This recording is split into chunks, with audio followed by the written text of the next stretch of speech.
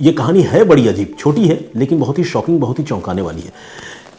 मेरठ में एक जगह है खरखौदा, खरखौदा पुलिस स्टेशन है। इसी खरखौदा पुलिस स्टेशन में के इलाके में एक जंगल पड़ता है और उस जंगल में एक नाला है। उस नाले में 20 अक्टूबर 2023 को एक रोज लोगों को एक इंसान की लाश नजर आती है। अब नाले में किसी इंसान की लाश पड़ी हो तो नॉर्मल डेथ का मामला आमतौर पर नहीं होता। ऐसी जगहों पर लाश तभी पड़ी होती है जब कोई किसी की हत्या करके उसे ठिकाने लगा चुका होता है।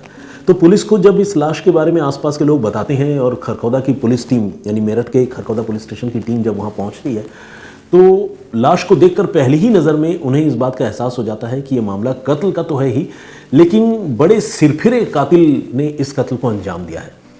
क्या वो कोई साइको किलर है या क्या बात है? कोई ऐसे किसी की जान कैसे ले सकता है?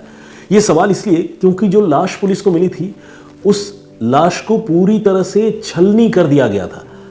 आमतौर पर आपने सुना होगा लोग क्राइम के प्रोग्राम्स में, क्राइम के एपिसोड्स में, क्राइम के नोवेल में ये लिखते हैं कि गोलियों से छलनी कर दिया, यानी बहुत ज़्यादा गोलियां मारी। लेकिन क्या आपने कभी सुना है कि किसी इंसान को कीलों से छलनी कर दिया जाए? यानी जो कील हम दीवार में गाड़ते हैं, जो लगाते हैं किसी चीज़ को टांगने के लिए, उस तरह के कील से इस इंसान के पूरे जिस्म को कातिल ने छलनी किया था। यह अपने आप में बड़ी अजीब सी बात थी और जिस्म का कोई ऐसा हिस्सा मौजूद नहीं था जहां पर कील के निशान नहीं थे। बहुत ही अद्भुत, बहुत ही विभत्स, बहुत ही शॉकिंग डेड बॉडी पुलिस को मिली। पुलिस हैरान रह गई और पुलिस ने जब उस लाश को रिकवर किया, आसपास के लोगों ने भी जब वो मंजर देखा तो ये खबर पूरे इलाके में, जंगल में आग की तरफ फैल गई। मरने वाले इंसान की पहचान पता करना भी मुश्किल हो रहा था क्योंकि उसका चेहरा पूरी तरह से बिगाड़ दिया गया था। खैर, अभी पुलिस इस डेड बॉडी को रिकवर करके पोस्टमार्टम के लिए भिजवाती है। तब तक खरखौदा पुलिस के पास एक नौजवान जो है वो पहुंचता है। नौजवान बहुत परेशान हाल, और वो पहुंचकर बताता है कि वो मेरठ के पास ही है, गाज़ियाबाद से आ रहा है। गाज़ियाबाद में एक जगह है भोजपुर, और भोजपुर में एक गांव है जिसका नाम है तलहेटा। उस लड़के का कहना है कि वो तलहेटा गांव का रहने वाला है और पुलिस ने जो लाश बरामद की है वो उस लाश को एक बार देखना चाहता है क्योंकि उसके पिता तकरीबन 5-6 दिनों से गायब हैं और वो लगातार अपने पिता को ढूंढ रहा है। और उसने अपने पिता की गुमशुदगी की रिपोर्ट गाज़ियाबाद के भोजपुर पुलिस स्टेशन में दर्ज भी करवा रखी है। तो जब मेरठ की पुलिस ये बात सुनती है तो मेरठ की पुलिस को भी लगता है कि ठीक है, एक बार लाश दिखा देते हैं। अगर वाकई ये लाश उसके पिता की है, उस लड़के के पिता की, तो वो पहचान लेगा। लड़के को पोस्टमार्टम हाउस भिजवाया जाता है और वहाँ पर फ्रीज़र से वो डेड बॉडी निकाल कर दिखाई जाती है। लड़का देखते ही जो है उसकी हालत पागलों जैसी हो जाती है। वो ये बात तो बताता है कि ये लाश उसके पिता की है, लेकिन उसके पिता की ऐसी हालत, डेड बॉडी की ऐसी हालत देखकर उसका खुद पर काबू नहीं रह जाता। उसके साथ जो एक आध लोग आए हुए होते हैं, किसी तरह से वो उस लड़के को संभालते हैं। कुल मिलाकर बार बार मैं आप लोगों को ये बात बता रहा हूँ या बताने की कोशिश कर रहा हूँ कि ये मर्डर जो है वो बड़ा ही अजीबोगरीब था। इस तरह के कत्ल के बारे में न तो इससे पहले कभी किसी ने सुना और न कभी किसी पुलिस वाले ने ऐसी लाश देखी थी। तो खैर, अब ये लड़का बताता है कि ये डेड बॉडी उसके पापा की है जिनकी उम्र तकरीबन 45 साल की थी और उनका नाम मदन है, मतलब मदन था। मदन की अब हत्या हो चुकी है। लेकिन अब सबसे बड़ा सवाल यह है कि मदन की हत्या किसने की? पुलिस जो है सबसे पहले बेटे से ही पूछताछ करती है कि भाई बताओ, तुम्हें किसी पर शक हो तो। बेटा पहली बार में किसी पर शक तो जाहिर नहीं करता है, लेकिन वो ये ज़रूर कहता है कि मेरे पिता की किसी से दुश्मनी नहीं थी और कत्ल का ये जो तरीका था वो बहुत सख्त दुश्मनी की तरफ इशारा करता है। क्योंकि कोई इंसान किसी दूसरे इंसान की जान इतने विभत्स तरीके से तभी लेता है, टॉर्चर करते हुए तभी लेता है, जब उस इंसान से उसकी बहुत खतरनाक दुश्मनी हो। अगर भयानक दुश्मनी न हो तो कोई ऐसे ही हत्या कर देगा, गला घोंट देगा, गोली मार देगा, 2-4 बार चाकू मार देगा। लेकिन छलनी करेगा गोलियों से या कीलों से किसी को छलनी करेगा तो इस तरह का वेंजेंस, नफरत वाला कत्ल जो है वो दुश्मनी के मामलों में ही होता है। लेकिन यहाँ जो मकतूल है, मरने वाला जो शख्स है, उसका बेटा कह रहा है कि मेरे पिता की किसी से दुश्मनी नहीं थी। तो यहाँ पर भी पुलिस को जो है, पुलिस के लिए एक बाधा पैदा हो गई और पुलिस के लिए इस मामले को सुलझाना एक और बड़ा और नया चैलेंज बन गया। पुलिस ने मदन, जो मरने वाला शख्स है, उसके मोबाइल फ़ोन की सारी कॉल डिटेल निकाली। उस कॉल डिटेल में पुलिस को ऐसा कोई भी सिग्निफिकेंट फैक्ट या बात नज़र नहीं आई जिससे पुलिस इस मर्डर से कोई कनेक्शन जोड़ पाती। तो यहाँ पर जो टेक्निकल इन्वेस्टिगेशन हो रहा था वहाँ पर भी पुलिस को कोई बहुत ज़्यादा फ़ायदा नहीं हुआ। लूटपाट वाला एंगल वो तो पहले ही खारिज हो चुका है, क्योंकि अगर किसी को लूटपाट करना ही होगा तो वो इस तरह से किसी की जान क्यों लेगा? ज़्यादा से ज़्यादा गला घोंट कर, सांस रोक कर या बिना जान लिए भी लूट कर सकता है।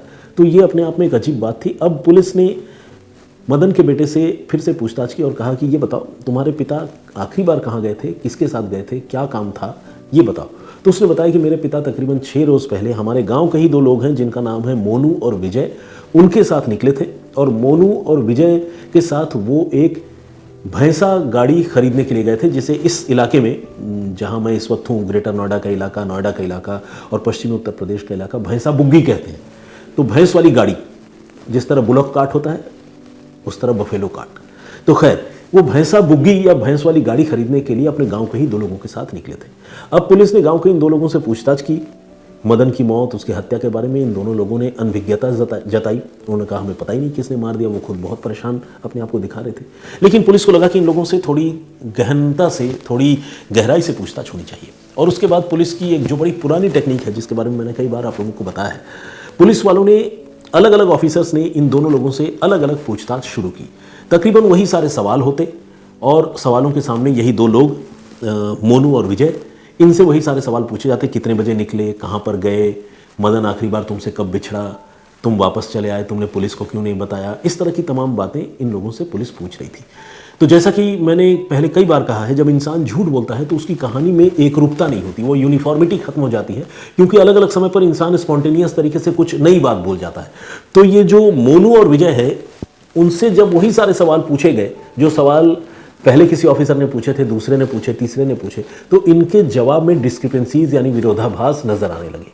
अब पुलिस को शक हो गया कि मोनू और विजय ही मदन के साथ हुई अनहोनी के पीछे हैं। और जब पुलिस को यकीन हो गया तो पुलिस ने इन दोनों के साथ थोड़ी सख्ती की। सख्ती करने पर इन्होंने मान लिया कि उन्होंने अपने जानकार, अपने पड़ोसी, अपने दोस्त मदन की जान ली है और बड़ी ही विभत्स तरीके से कीलें ठोक ठोक कर उन्होंने मदन की हत्या की है। पुलिस वालों ने पूछा कि भाई ऐसी क्या बात हो गई, क्यों ऐसा किया। तो जवाब बड़ा शॉकिंग था। जवाब आपको जानकर इसलिए हैरानी होगी क्योंकि वजह इतनी मामूली थी, जिस पर कोई हत्या कर दे यही बात समझ में नहीं आती, और इतने अजीब तरीके से हत्या करे वो तो समझना और भी मुश्किल है। असल में ये तीनों उस रोज़ जब भैंसा बुग्गी खरीदने के लिए निकले थे तो तीनों ने कहीं बैठकर साथ में पार्टी शार्टी की थी, शराब पी थी। और इसी शराब पीने पिलाने के क्रम में आपको पता है इंसान बहक जाता है, इसीलिए बड़े बुजुर्ग मना भी करते हैं। ये जो मदन है, इसने मोनू और विजय को डांटा फटकारा किसी बात पर और गालियां दी। तो मोनू और विजय को मदन की गाली जो है वो बर्दाश्त नहीं हुई। फिर उन्होंने मदन को धोखे से और ज़्यादा शराब पिलाई, अगवा कर लिया और उसी खरकौदा इलाके में ले जाकर पहले गला घोंटकर उसकी हत्या की। और गुस्सा इतना था गाली के बदले कि उन्होंने मदन के शरीर पर कील और हथौड़े से वार करना शुरू किया और पूरे शरीर पर 100 से ज़्यादा कील से छेद किए, पूरे शरीर को बिल्कुल छलनी कर दिया। भैंस की गाड़ी खरीदने के लिए गए थे, ग्रामीण लोग थे, किसान थे, उनके पास कीलें और हथौड़े भी थे, तो उसी को उन्होंने हथियार के तौर पर इस्तेमाल किया और उस कील से और हथौड़े से उन्होंने पूरे मदन के शरीर को छलनी कर दिया और 100 से ज़्यादा उसमें छेद किए। तो खैर जब इनसे पूछा गया कि भाई इस तरह से तुम लोगों ने हत्या क्यों की, तो उन्होंने वो भी बड़ा अजीब सा जवाब दिया। उन्होंने कहा कि वो खुद नशे में थे, उन्हें इतना होश ही नहीं था कि वो क्या बुरा कर रहे हैं और कितना बुरा कर रहे हैं। लेकिन जब उन्हें कई बार कीले मारने के बाद जब एहसास हो गया कि मदन की अब मौत हो चुकी है, तो उन्होंने सबूत मिटाने के लिए लाश को वहाँ नाले में फेंक दी थी। तो ये थी पूरी कहानी। और पूरी कहानी का लब्बो लुआब ये है कि पीने पिलाने में और नशेबाजी में एक आदमी ने 2 लोगों को गालियां दी और वो 2 लोग जो उसके दोस्त थे उनकी न सिर्फ हत्या कर दी बल्कि पूरे शरीर को कीलों से छलनी कर दिया। तो ये तो थी एक अजीबोगरीब मर्डर मिस्ट्री जिसका खुलासा मेरठ की पुलिस ने किया था। ये घटना जैसा कि मैंने आपको बताया तकरीबन 1 साल पहले की है। 20 अक्टूबर 2023 को पहली बार पुलिस ने ये लाश रिकवर की थी और 27 अक्टूबर को मेरठ पुलिस ने इस केस को सॉल्व कर लिया था, सुलझा लिया था। तो आज की कहानी यहीं तक। इस कहानी पर आप लोगों की राय क्या है, क्या सोचते हैं, प्लीज़ कमेंट करके ज़रूर बताइएगा।